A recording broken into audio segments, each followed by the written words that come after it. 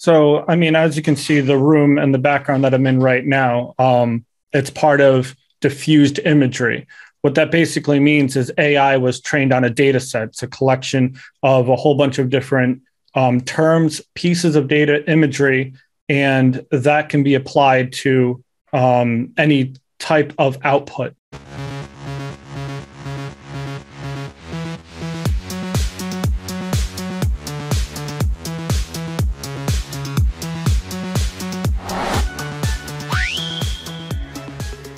Okay, so today on the Metaverse show, we've got somebody that describes himself as a technical artist, Scotty Fox. Welcome, Scotty. Hey, how you doing? So Scotty is one of those people that I have been stalking on Twitter. I kind of came across him doing some really cool shit that I could vaguely understand, that seemed at least adjacent to everything that we talk about on the show. Very much looking or exploring the convergence of technologies in the context of, I guess, VR, AR, and AI. And to be quite frank, I just thought I'd love to know how the hell he's doing that and to hear his thoughts about its implications. And so rather than just have a phone call, I thought I'll share that with the world. So here we are. Here's Scotty.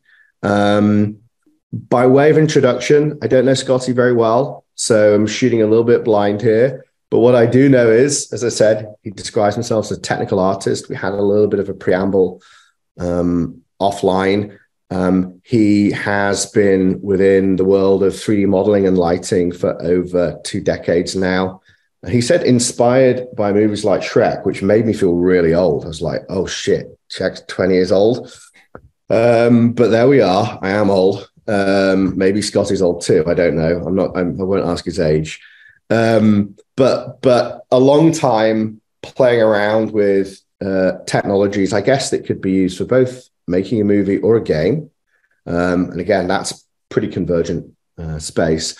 And I know that you've kind of thrown in a few buzzwords into the work that you do, and one of which is Stable Diffusion. And so I definitely want to kind of drill down into that. But maybe before we go into all that, Scotty, tell us a little bit about you beyond being inspired by Shrek. I'm kind of a hobbyist by nature. I've always had this penchant for taking apart the remote control or seeing if you can assemble something, together. And I looked adjacently in a lot of other communities. What are they doing with software? 5 years ago, maybe current. And they're taking something that exists, repurposing it, combining it with another piece of software, and coming up with innovation. They're saying, wow, look at this. It's nothing spectacular. They're not inventing fire from scratch, but they're blending fire in a new way to make that spectacle. I've always, like yourself, have been intrigued by wild things and seeing stuff and how it might bloom. But I usually dial it back and start asking, well, how did they do it? It had to be somebody sitting down at a computer at one point, or with an easel and an art brush, putting something together. There's going to be some root of it. And that's what I'm obsessed with. I learn, I read, I go through papers, I do more research, and I add that to kind of my toolkit. So I'm not stuck with just a paintbrush and a canvas. Now I can start coloring outside the lines. And like you said, over the last couple of decades, that's what's inspired me to land right here. Now that AI is kind of almost like a commonplace buzzword, I wanted to see what they're doing and what's going on there. And I added that to my toolkit. So it develops and evolves more and more. Yeah. And I guess, look, it must be a really cool time to be somebody like you, right? Because on the one hand, I mean, I can see some guitars in the background there. So you're clearly a creative, like generally, lots of different mediums, lots of different tools. At the same time, you're a technologist. So I don't know the extent that you'd say you're a coder or a developer, but you're certainly at least know how to kind of play around with technologies and kind of push the boundaries. And yet, we're at this point now where we're seeing things like Open AI and everything that's going on with GPT chat. We're seeing Midjourney. We're seeing, I guess, really the first time it's obvious to everybody that AI is going to dramatically change the world that we're in. I guess the most visually appealing way to bring that to life is through the creative application, but of course we know it's going to go well beyond that. Is that how do you look at this moment? Does it feel like it's been fairly progressive and iterative to get here, or does it feel like we're in this kind of real exponential moment? Like most people who are first exposed to AI, what that means, it was a viral ad that I believe I saw on Facebook that was, this person doesn't exist. And I said, well, what does that mean? And apparently they used AI to generate a person that has never existed in history. And that intrigued me to see what's going on. And as I built that, I wanted to know more. And I realized that there isn't more. Nobody has invented this yet. They haven't dabbled or explored in it. So you won't see tutorials. You won't see how-tos or click the button and download. So just recently, things have started to become open source. And a lot of the goals of these different companies are to get it into the hands of the many. The use cases are absolutely wild. But I learned more about myself in the last couple of months, just displaying some of my work about what others are doing. And I might not be the first person to work on this in the world, but I am the first person to display it because I'm not behind a company. I'm not behind an NDA where they can't release some of the progress that they're working as the behemoth tech companies are trying to produce right now. So therefore, I've been able to connect with the community and see what other people are working on. They've literally asked me one-on-one questions akin to this interview right here. And through that, I've learned, wow, the rest of the world is working on something, or they haven't thought to work on it. And that's kind of what inspires me to start moving forward. And you're absolutely right. Things are exponentially moving forward. A paper that is published today will be obsolete by Friday. There'll be a new research and publication that will then replace it as more and more people join the community to start testing things out and, of course, learning about themselves and the role of AI. I've heard a lot of publications say in the next 5 to 10 years, AI will be in everybody's lives, whether they're using a phone or the different reaches of the earth where there's resources being brought to them and calculated per whatever their population might have for the needs of those resources will then be AI driven as well. So it's actually happening and we are at the birthplace of it. So there's lots of questions that come off the back of that, and maybe we'll kind of circle back to them. But maybe let's just bring it to life, because at the moment it's like slightly esoteric.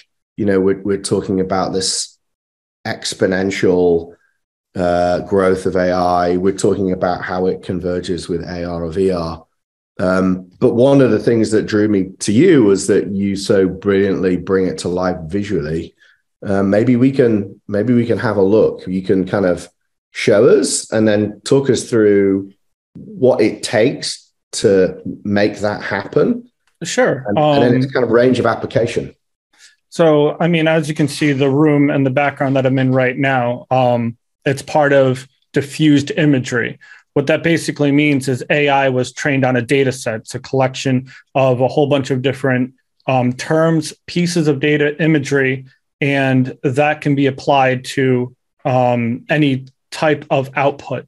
For me to clarify a little bit, usually people are pressing a button. They want to see an image of an apple.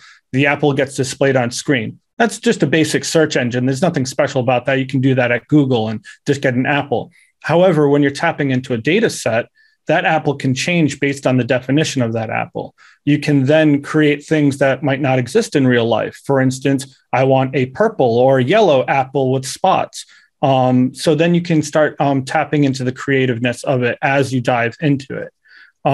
In terms of what I've done, I have a lot of background in like VR and experience, immersive experiences rather, where you could either look around or be in a space where it's a viewport.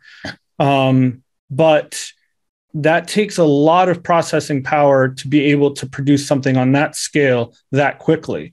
So I started coming up with different methods. How can you make it more bite-sized, a little bit more digestible, so it doesn't have to be run on a cloud GPU with the most expensive computer hardware and components out there. I built my entire set on consumer mid-grade hardware, just on a gaming GPU that is accessible to most people, or at least into gaming or have a desktop. Right now, if you go onto any PC builder or configurator, if you try to buy PC, it will run the program that I'm writing, because that's what the standard has been. That standard didn't exist years ago. So what does it take to do what I'm doing? A little clever trickery about how to present it. But we as humans forget that we don't see a 360-degree environment when we're immersed in it. We just see a narrow viewpoint of spectacle, things that grab our attention. So there might be the man behind the curtain, and that's what my program is doing. But what we're viewing is the actual spectacle, the show of it all. So I started to showcase little pieces of my work or what it can be applied for, just for the hobbyist point, maybe to inspire others to say, hey, it can be done if you plug this into that, and you'll yield some kind of result. And that's grabbed the attention of a lot of different companies and outlets that I wouldn't even have thought of, that are completely outside my field of work.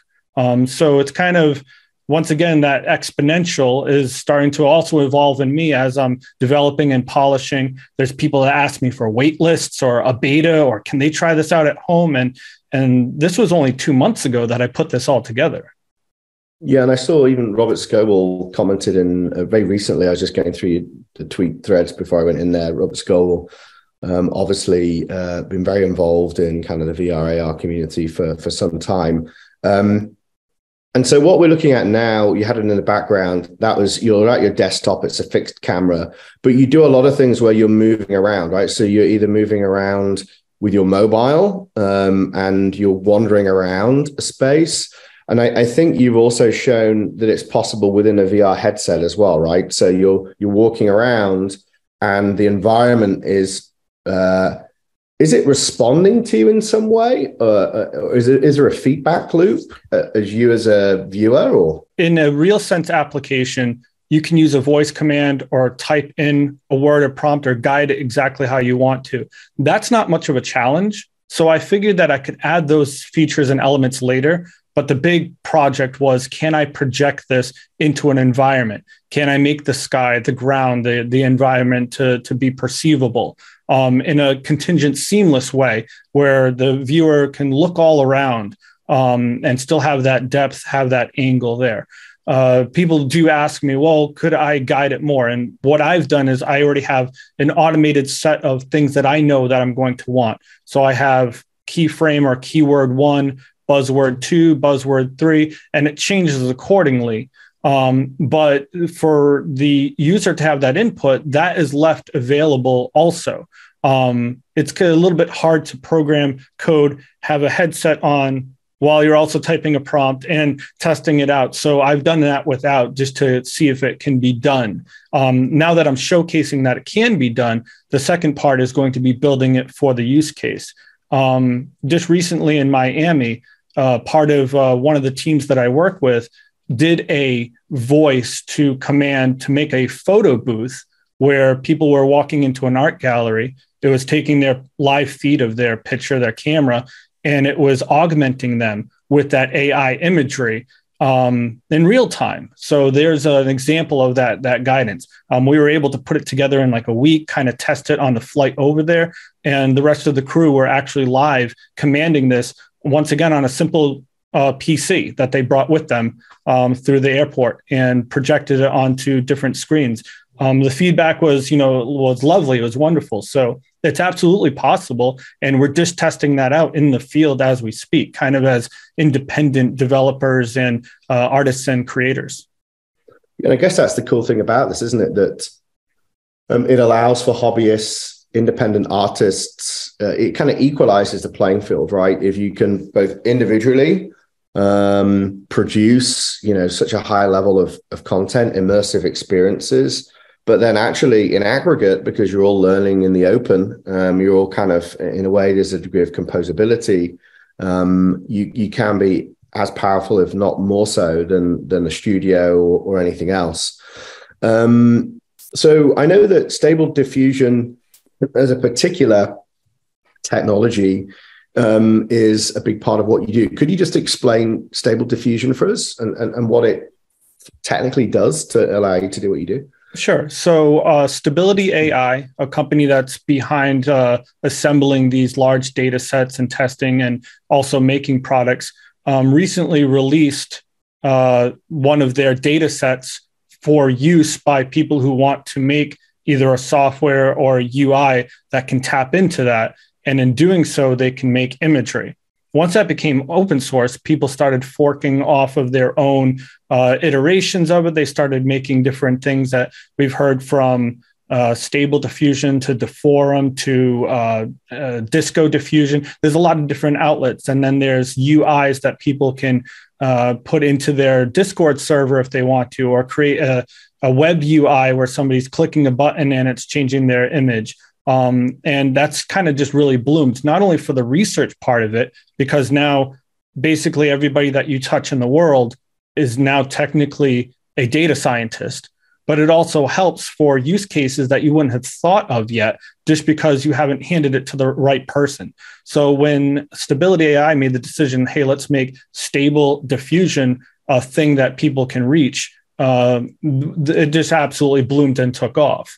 So with Stable Diffusion, that's another, I guess, data set alongside Midjourney, or there's DALL-E, there's OpenAI. They're kind of all going in the same direction. They're building billions upon trillions of pieces of information, organizing it, and then it is up to the user to reassemble that in a meaningful way. So you can have a woman with her hair on fire, or a bunch of apples, but it's in ancient Greece and there's knights all sharing it. It opens up the imagination for that point, but it's placing it into the hands of people that couldn't conventionally otherwise have access to it. And that's what Stability AI's big message is: getting AI into the hands of the many.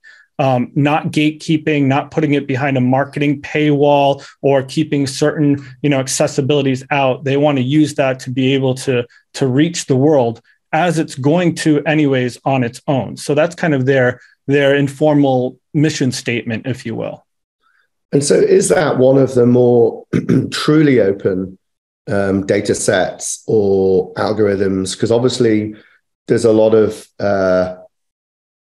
criticism of things like OpenAI, the extent to which it's truly open. I know they have, I think it's called capped open. So investors are allowed to make a profit on it to a degree, but it is still permissioned. And presumably they can revoke permission. There's a central entity that can revoke that. And there's questions about this long-term commercial plan. How will it finance itself? Just the other day, Sam Altman was not complaining, but he was highlighting that the compute costs are, extraordinary, and they don't yet have a plan about how they're going to finance all of this usage, which is great because it's training it.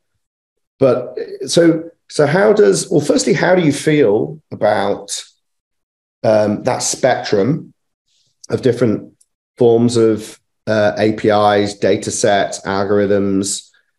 And do you think of Stable Diffusion as more open than others? And does that determine which technologies you interact with as a creator?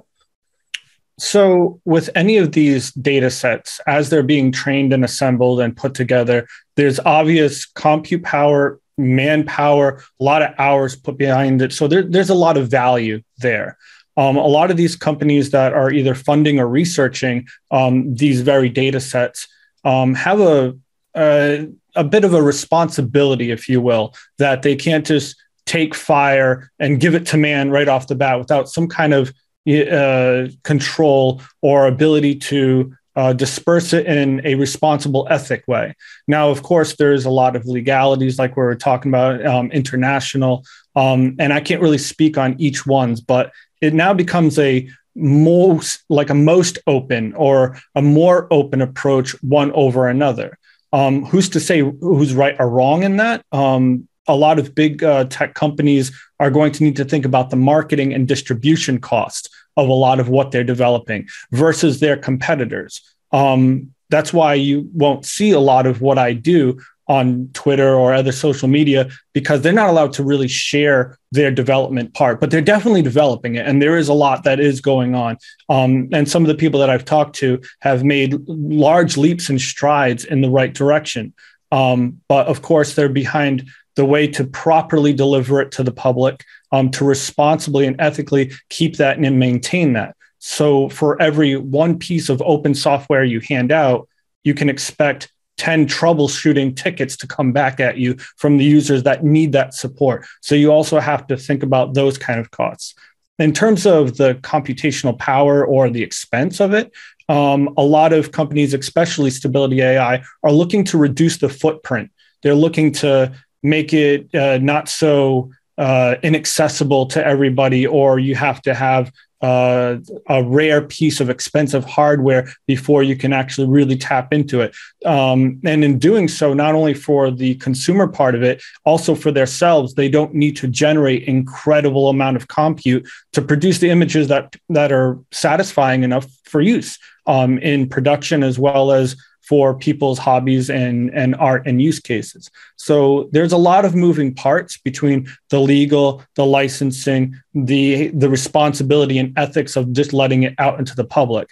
I, for myself, have started to learn that as well, that I have a certain key, if you will, and they want to know right away. They want to take it for themselves. They want to use it. They want to explore it, beta test it, anything they can do to get their hands on it. They'll beg me, they'll flatter me, everything that they can, because they believe in that open source approach. But it's also my responsibility to expect that I have to deliver, as well as support those who would believe in my project. So if I hand something that I'm doing over to the next person, it's going to come with many, many questions. It's not a polished product, and I'm not sure that all the public would understand that. Now, when you're talking about Stability AI, we're not talking tens of thousands, we're talking millions and even more and more growth. So they have a moral duty to actually take care of the public. So therefore, there's a certain bit of centralization to their open source approach, but their goal and mission is still to get it out into the people's hands, while they're also incurring all of the liability themselves. And that's still, there's a lot to say about that, and they're still working on it and, evolving. And that's why when they publicly release something, there's not only like, hey, here, use our tool. There's a lot of literature that goes with it, a lot of license agreement, and there's a lot of people behind the scenes that are working to make sure that that's the right thing to do for all of humankind that will use AI. Yeah, I mean, it's interesting. You look at GPT, I think it had 1 million users in the first week of this release with next to no marketing, right? The kind of product spoke for itself, very basic website. I'm actually not sure about the level of documentation. But, in terms of a means of distribution and marketing, it's almost zero, right? Unusually so. But I think it's interesting, you kind of raise this point around, I don't think you used the word explicitly. I think you said ethics and responsibility, but I know, for example, OpenAI refer to safety. So their reason or rationale for gating and permissioning is that they want to make sure it doesn't get into the wrong hands, or it's not applied in the wrong way.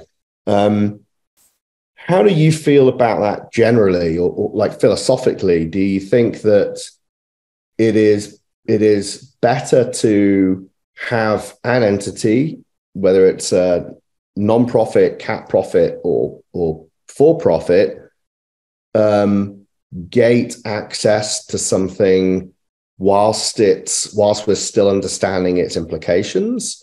Or do you think it's better to make something permissionless and kind of access equal? And I know it's maybe not that binary, but I don't know how you think about it.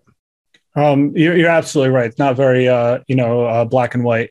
There is a lot of gray area that we not only manage within ourselves, where we fall on our own moral compass, but in terms of safety concerns or getting it into the wrong hands, every community will have its bad actors. Everything has the potential to equally be used improperly. And of course, there's a lot of warning labels. Even on your hairdryer, it says, don't use while sleeping. That's not for you. That's actually for them to, protect themselves. Another moral duty, so to speak. Not a problem I've got, to be honest with you. So you'll have to just imagine the analogy there. Yeah. So with that being said, this type of tool that doesn't have, because it's blooming so quickly, it doesn't have the time to be tested over the decades. or to go through proper research to see all potential angles of this, especially since its nature is kind of a sandbox, just to color outside the lines and go wild. The last thing that we would want to have happen is the ability for the imagery to produce war scenes and weaponry, which is fine, maybe a use case for film, okay. And then there's other publications that might have children in a playground. The AI can combine those two, and then inadvertently could have a child holding a weapon. And that's something that you don't want to have happen to your clients or other companies out there. So then where does the liability fall? The fact that you've produced a tool that can be used for that, or perhaps they inadvertently used something the right way and it produced a bad result. And then you also have those that are going to try to enforce that bad result, to then counteract and say, see here, this is what's going on. This is all bad news. And then you have the naysayers and the anti-movement towards it all. So a lot of those things are being considered by those big companies. And it's not only my personal view, it's also the view of like many, many people that are working to find that balance. Like we have a potential tool that can do a whole bunch of, great in the world, also as well as danger or depictions of things that should not be in the world, that haven't been in the world, and are not socially acceptable whatsoever. I really feel, although I wasn't alive during World War II, there was a lot of, nuclear science can be used for a lot of great things. It can also bring destruction. Where does the responsibility lie? And that's still a topic that has lasted to this decade as we speak. I assume that the same implication of AI is going to be spoken of for decades and decades. This is now like commonplace in the future, but there's always going to be that controversy, and who holds the keys of responsibility in that case.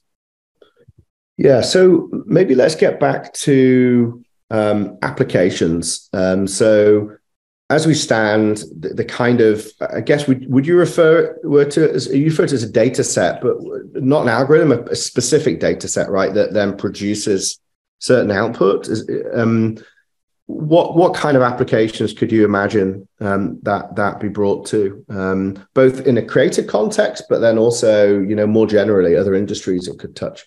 So in terms of data sets, basically, when a company is making the data set, they're making a very, very large one, trained unambiguously on many, many different images from non-biased reaches of all of the internet, and basically a mirror of human history, everything we've gathered and produced. It doesn't discriminate between this or that apples can be green or red. It doesn't really mind. It just starts training and training. Now, you also have the ability as a user now to start training your own data set based on the back of one of those that already exist, to fine tune it. For instance, it knows what a dog is, but it might not know what your dog, your specific pet is. So if you were to try to produce images that is your pet, your puppy at home, you would need to train that data set a little bit further. So that is starting to become more commonplace with use cases where a production company is like, yeah, I can pull images from anywhere, from stock photos to et cetera, but what can I do to make it mine? And that's where that fine tuning of that data set that was trained unambiguously is now a little bit more keen on a more directed approach. Therefore, companies and entities can make it unique to them. They can then rebind and repackage that data set and then distribute it again. For instance, something that was trained on all model cars from 1950 to present. It will have a data set that is heavily focused on all the car parts, the details down to the steering wheel, to the lug nuts on the tires, can all be described for perhaps automotive purposes. Whereas the general data set, it would just make a general car for you as an image. The specific automotive company might include AI to further train their data set for concept cars, for production value, for different works in that direction. I could go on about use cases just based on the list of companies that have reached out to me looking for what they want to do. One of the most interesting ones that came across my mind that I wouldn't have thought of is crime scene reconstruction as used by the victim.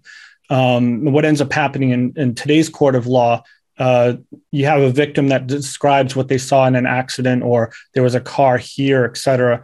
They approached me for my work for an immersive 3D environment where the victim could work with a detective who's trained in this to say, hey, there was the red car was on this side, the blue car hit it, but the lamppost wasn't there. There was actually two people across the street. And as they're dictating this story and this accountability, they're also building a picture with it that will be used as evidence in court of law. So, Your Honor, this is what the victim says. This is their testimony, not just a piece of paperwork, but an actual environment build as a reconstruction and recollection of the memory of what the victim saw from their perspective. Perhaps as opposed to the other victim that saw the accident unfold in a completely different way.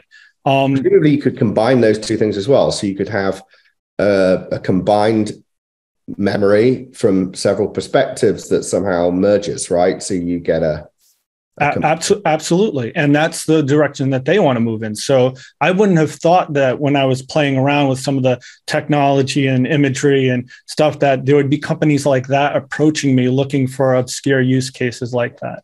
Some of the most common ones are therapeutic. They feel that in the future, a nurse practitioner might actually be trained in VR experiences to deliver that to their patients as part of a diagnosis, as a medicine. Literally putting them in a calm state or into an environment that is based on images and pictures that they're very familiar with as a curative regimen. There's obviously the gaming. On that one, I think it's super fascinating because I've always, so I've got a young daughter who I occasionally let into the Oculus because I know it's not great for their eye development and various things. She's 9 and a bit.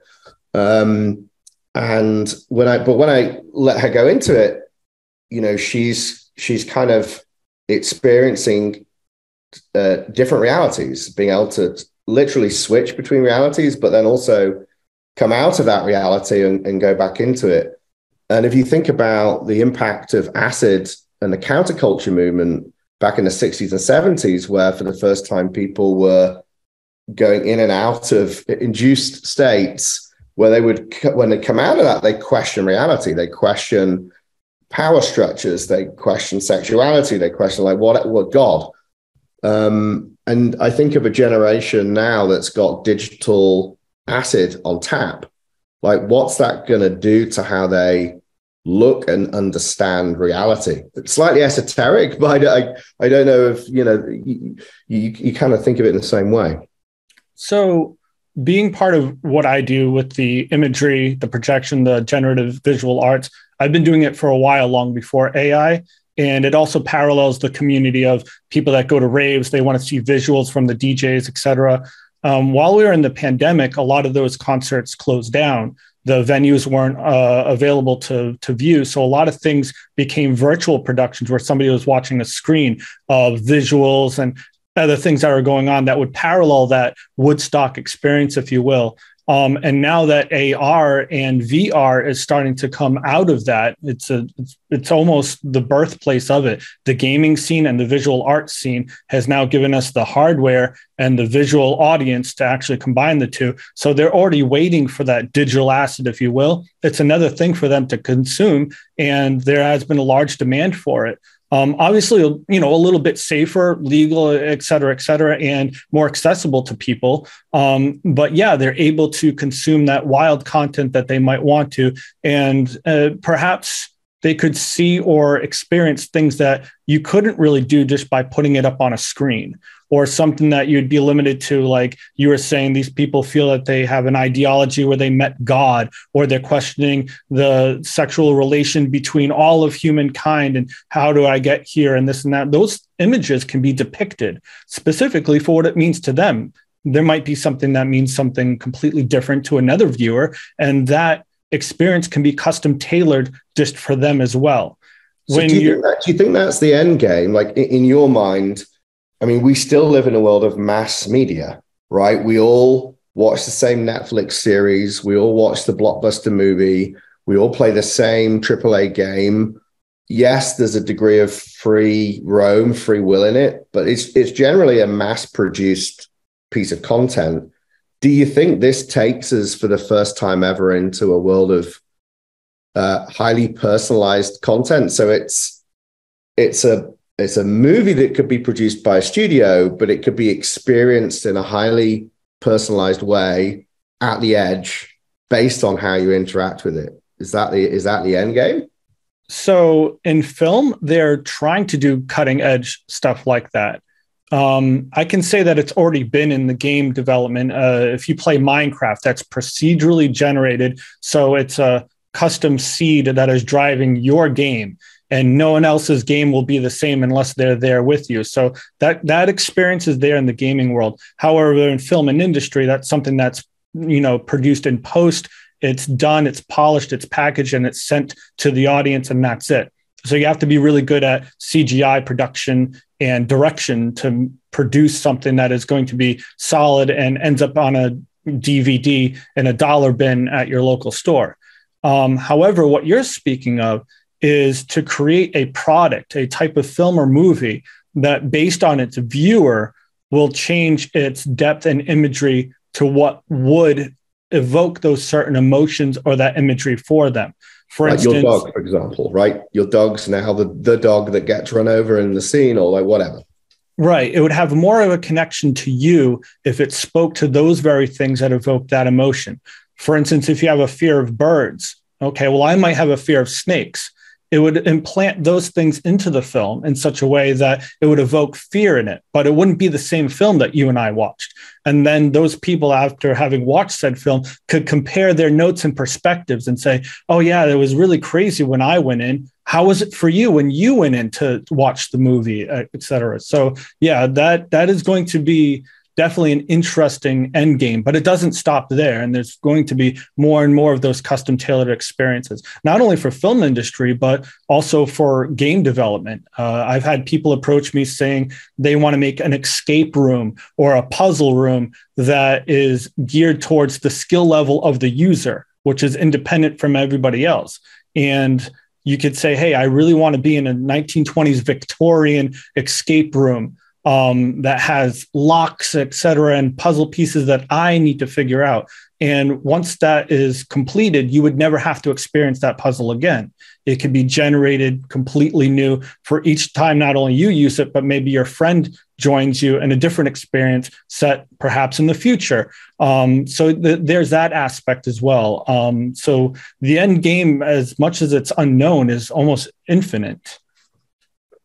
Yeah, and it kind of feels inevitable, right? Dan, what we're talking about now feels inevitable if you fully grasp what's happening, and also not that far off, right? It sounds crazy to talk about what we're talking about. It feels like it would be decades away. And yet coming back to that point around how exponential everything is, how convergent everything is, and the more open source things are, I guess the crazier it gets. So maybe just on that, to kind of close off, I work in the Web3 world, but at the intersection of where blockchain technology and tokenization converges with all this stuff. I've got 100 people, and this is all we do, and I'm permanently feeling overwhelmed. I know as an organization, it's overwhelming to just try to keep up. As a creative, how do you not burn out in this? Because on the one hand, it's exhilarating, right? You can do all these crazy things, all these possibilities. But as you said, like this week's news, this week's world leading research paper is just like, I don't know what the analogy would be, but like it's just in the bin next week. How do you keep up with that? How do you not get overwhelmed or burnt out?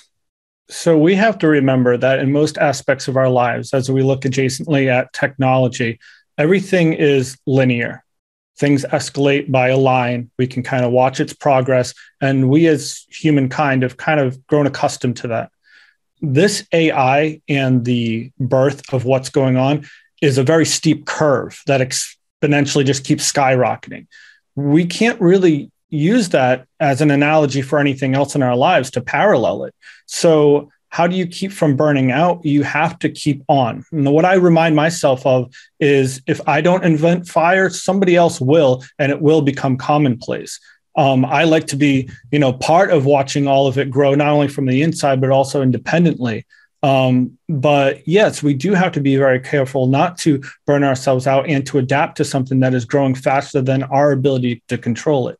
I suggest, and I usually advise to a lot of companies out there, to not ditch their entire production department, not to get rid of everything that they've ever known, but to actually make it a hybrid of what they already have. Use it to augment what you already have in place. If you have great CGI and modeling skills, have AI guide that. So it also develops what we're used to as humankind, the linear development, but it can also help along those things get to the next point, to overcome hurdles, to get to the next stage, or to make it not so full of fear, but to actually have some type of techno joy and to be able to embrace it. Those who are just jumping off the deep end and just going, yeah, AI all the way, are going to get lost because they have no laurels to bank off of. So it's going to be quite an interesting marriage moving forward. Techno joy. I think that's a good way to end. Scotty, I mean, I knew it'd be fascinating talking to you. I didn't quite know how, but I knew we wouldn't run out of things to say. How did people, I mean, you gave us a quick hint with the background, but I know that's incredibly limited as to what you're doing.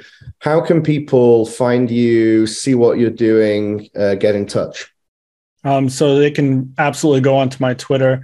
There's a lot of my sample work and sharing, as well as other links embedded there that they can always feel free to contact me. I'm not behind a company right now, so I feel free to reach out to me on one-on-one, and I try to get a hold of everybody I can because I enjoy the community. So yeah, Twitter is probably the best outlet to see more of what I do. And I think you've got a website as well, right? What's your Twitter handle? What's your website URL? So the Twitter handle is ScottyFoxTTV, and ScottyFox.com is a website that I'm putting together as my portfolio right now. Cool. Awesome. Well, Scotty, it was really great to connect. I'll continue stalking you on Twitter, but at least I know you now have had an excuse to chat, and really excited to see where you take these technologies. Thanks for coming on. All right. Thank you for your time.